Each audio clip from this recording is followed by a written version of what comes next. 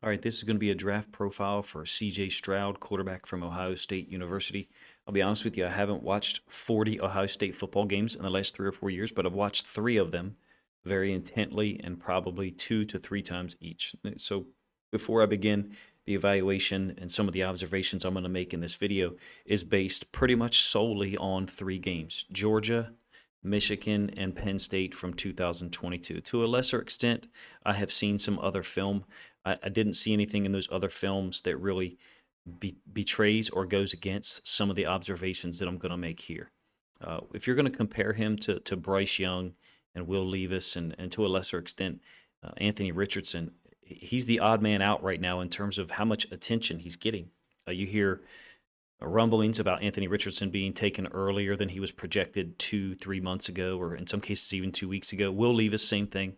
Bryce Young, there's things being said about him, whether he can perform at the size, whether he can maintain being available to play at the size that he's at, despite all the film that's out there of him playing against extremely high level competition and apparently not having trouble with injuries at Alabama. But in any case, C.J. Stroud, those things aren't being talked about to me. It almost seems like people have made their decision and moved on. I guess that kind of comes with the territory when you're an established product. To me, he's a high floor guy, and I don't like to use ceiling and floor designations, but I don't feel like there's much of a chance that CJ Stroud's going to be able to come into the NFL and not execute whatever scheme he's asked to execute, because Ohio State was quite multiple at various times, if you ask me. But they're a spread philosophy, from what I can tell.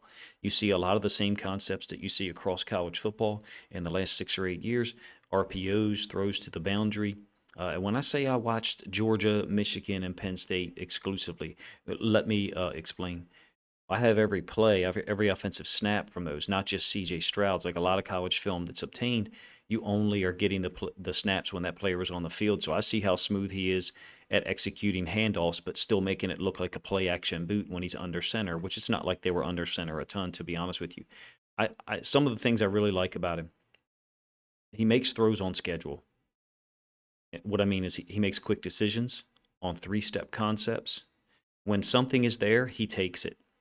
You'll see on one of these slides here, and forgive me for not showing any film, but I'm not going to show college film on my YouTube channel for various reasons. When something is there, he takes it. He doesn't predetermine, in my opinion, where the football is going or who he's going to throw it to. And I think there's some things to be said for that. Quick decisions, willing to get the ball out fast and let playmakers make plays. Now, of course, he had a high level receiver core at Ohio State in the last 2 years when he's put up these numbers. And I know he threw for more yards last year, 2021. He had Garrett Wilson, Chris Olave, and Marvin Harrison and JSN. And this year, really only had one of those four guys for the entirety of the season. And even Marvin Harrison Jr. didn't play the entire game against Georgia, and I think that had a big factor in determining who was going to win that game. I thought he played pretty amazing in the three games that I studied. So I'm going to just briefly quote you the stats and then continue to talk about some of the observations that I have for that game. And this is independent. I'm not co-signing what other people have saying. I really don't have a problem with his release. I've heard other people complain about it. I do think there are two different arm slots that he throws at sometimes for deeper throws versus short throws. He's got a quick release that kind of reminds me a little bit of Kurt Warner in some ways, the way the arm would just kind of slide back and slide forward, um, almost like a quick mechanism. But in those three games, Georgia, Michigan, and Penn State this year, 80 of 125, so 64% completion percentage. I think maybe 64 or 65. 1,051 yards, remarkably consistent, right around 350 yards passing in each of those three games.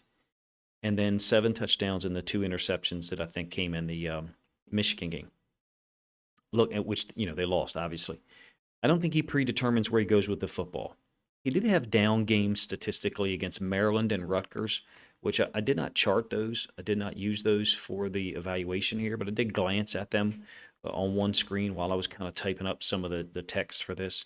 He certainly had a lot of weapons to throw to. So from that standpoint, you would say, well, of course he's not predetermining he has like weapons to throw to. But keep in mind, the three games that I'm basing this off of, he didn't have Garrett Wilson and Chris Olave for those either. I think he's run a pro style offense.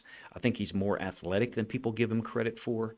He can operate in the spread. Ohio State's in the spread like most college teams in the shotgun most of the time.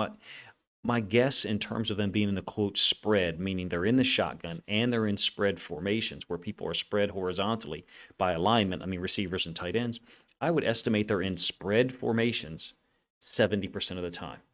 The other percent of the time, occasionally they're under center or they are in the shotgun with compressed formations, but that's still a spread formation. It's still a spread concept. You're compressing things to then run short out routes or run smash concepts or whatever, run drags to the other side of the field. A compressed formation is still a spread concept if you're in the shotgun and you're a spread team by default anyway.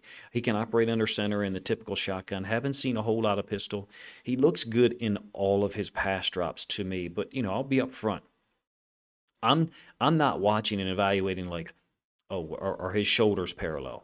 Oh, where I do watch his eyes from the end zone angle, which if you follow me on Twitter, you will see in some of the videos I'll put out in the next couple of days. I'm generally watching from this standpoint. Where's he at in his drop? What do his feet look like in terms of being prepared to throw when the receivers are on the same play are available to get the football? Or is that timed up? Well, it's Ohio State. It's incredibly high level of football. Of course, it's timed up. But is CJ Stroud lagging behind in any of those drops? No. Is he off schedule when he has time to make a decision? No. He's always on schedule. To me, as a quarterback, just watching him play, he looks like someone who shows up on time, someone who's always prepared to work, always brings his books. And I have no idea what his film study looks like, but I know that Ohio State utilized it just like all good offensive teams. They utilize schemed up pass plays each week to attack the particular things that the defense does. I'm going to be honest with you. Ohio State does that. But I think a lot of the decisions made is CJ Stroud. I do. I don't think that things are predetermined for him that often. I really don't.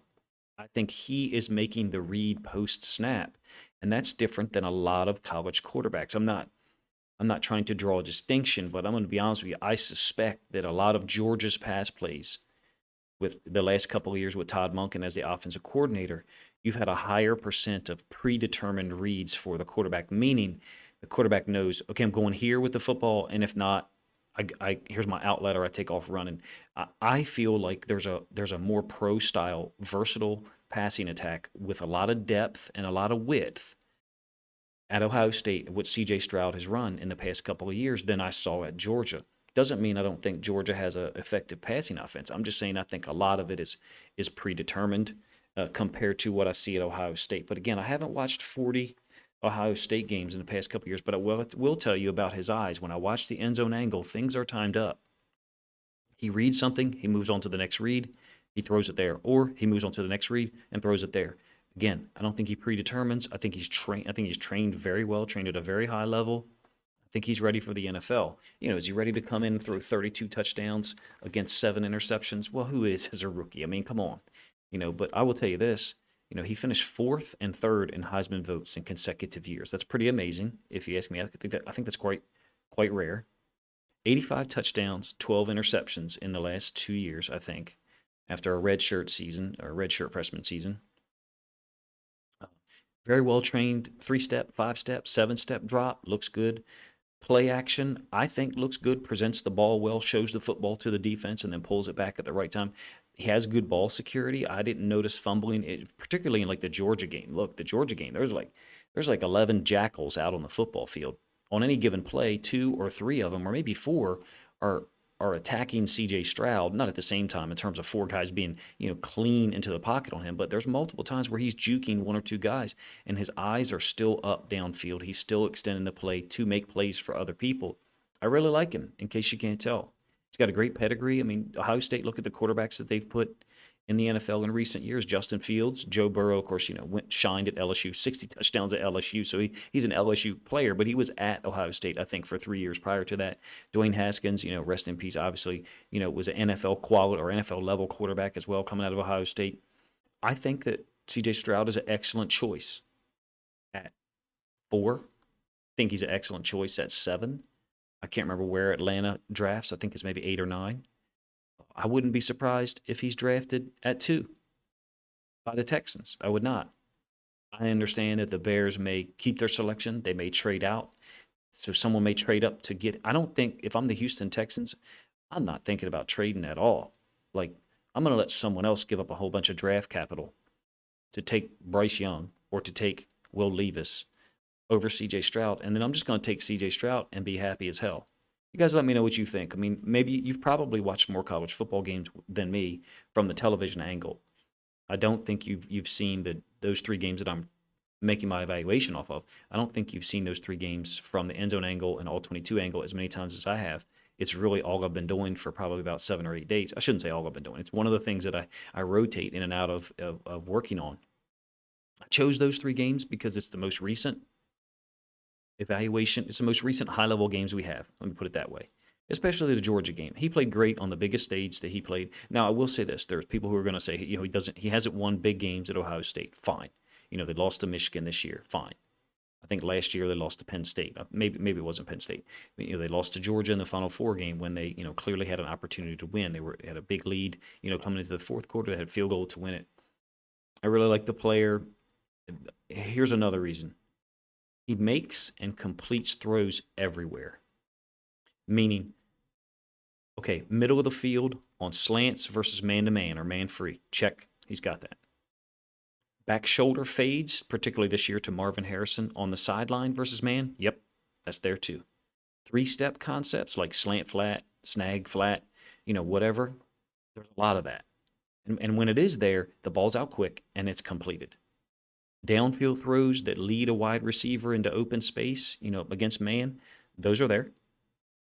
Against zone, do I see as many rocket throws into space against zone? No, I do not. I'll admit that. But what I do see is a lot of match man, which so many teams in college football play now. I see a lot, especially, like Georgia. I see a lot of match man. Once they've matched up, Stroud has made his read, boom, delivers the football into open space. So does he scramble and find wide receivers who are it's not really ad-libbing, it's just scramble drill, which is something they practice? Yeah, he does a lot of that. In my opinion, he's athletically underrated. I understand that the wide receiver talent that he's played with is very high. But he's made the throws for them to catch the football. I like him. I don't do comparisons because I don't think I'm good at him, number one. Number two, I think it's a very limiting evaluation. Like, this player is like this guy. Then you're just kind of putting him in a box. I mean, I think C.J. Stroud is the first C.J. Stroud. I think he can start for an NFL team next year. Now, I will say this. The Ohio State offensive line gave him a lot of time often. The Georgia game and somewhat the Michigan game being a little bit of an outlier. Penn State brought some exotic blitzes because Manny Diaz does that, particularly on third down, and occasionally got some pressure. But by and large, C.J. Stroud is throwing from a clean platform in the 3 games that I evaluated and that I'll put Twitter film out on, or put film out on Twitter of.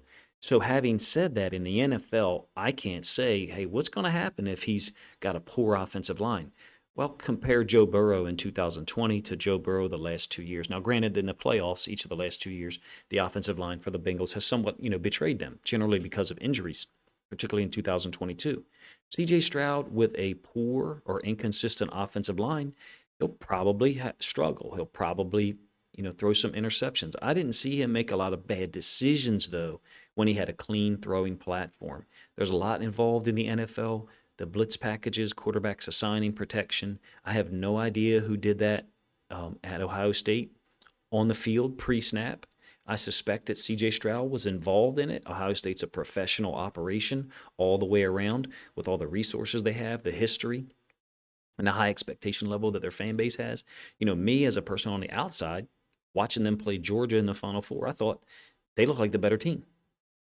I thought they looked like a team that wins that game 6 times out of 10, just based on the game flow. But Georgia roared back and won the game. Ohio State missed the field goal. Ohio State fans, however, are incredibly disappointed, because they have high expectations, and that's a good thing. I think there's so many good things in C.J. Stroud's background about Ohio State, about the expectation level, about the way he was trained and what he was expected to do. Is what he's expected to do pre-snap and post-snap that much higher a level in the NFL than Ohio State? Well, it is significantly higher, of course, and the game is faster. You're playing against better players.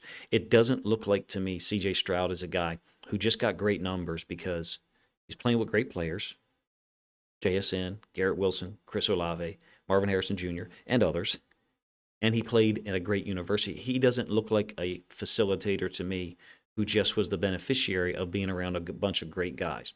But if you want to have that evaluation, that's your right to do so. Watching the film of these three games, to me, I thought he looked like the best player on the field against Georgia. Well, Marvin Harrison Jr., but he looked like the best player on the field against Georgia for 2.5 to 3 quarters.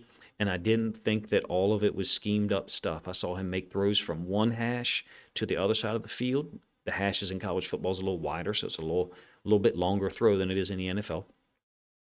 I saw him extend plays, juke guys or make a defender miss, and then extend the play and find people downfield. Saw him do that against Michigan, I think twice for touchdowns, or definitely once. Saw him do that against Penn State and convert a big third down to the left-hand side of the field. I think he's a very good draft pick for Houston, Indy, the Raiders, or Atlanta. I have no idea how Will Levis and Anthony Richardson are going to impact the dynamic. If it was just Bryce Young, C.J. Stroud, and that was your choice for the top four picks, if you're a team in need of a quarterback, which clearly the Bears and the Cardinals are not, then I don't think it really matters which one you take. I think both of them can get the job done. Both of them have been asked to execute a lot. Look at the quarterbacks that Alabama has produced in recent years. Jalen Hurts just finished playing the Super Bowl. Tua has done a great job at Miami. We know when he's been healthy, especially this year. Mac Jones been in the playoffs for the Patriots. There's some issues there that people have talked about, quite loudly. But in my opinion, C.J. Stroud is another guy cut from the same cloth as those three. Justin Fields, Joe Burrow. Of course, Joe Burrow threw 60 touchdowns at LSU. So that's a different level, right? But C.J. Stroud's put up incredible numbers in college too. I think he's a high floor player, high floor quarterback. I am not as down on him at all as many other people who think that he should be the fourth quarterback taken. Unfortunately, the way that society is now and the way football evaluation is done, there's a lot of times where we feel like we must pick one guy over the other. Me personally, I don't really have a preference between Bryce Young and CJ Stroud. I think they're interchangeable. And you may have a different opinion, and certainly let me know in the comment section. This is another draft profile video. I'll be hopefully putting out another one on Will Levis over the weekend. There's another player that people have drastically different opinions on or evaluations of. And my opinion of Will Levis, at least first through two games, is not very much different than C.J. Stroud. I think he can execute and compete across multiple schemes in the NFL. And I think that oftentimes we, as people that try to evaluate players, we are remiss in trying to put them in a little box and say, this is who they are right now at 22 years old, and this is all they'll ever be. Appreciate you guys' time. If you really like this video and you think other NFL fans might like it, please consider sharing a link to it on social media to help the video get more reach.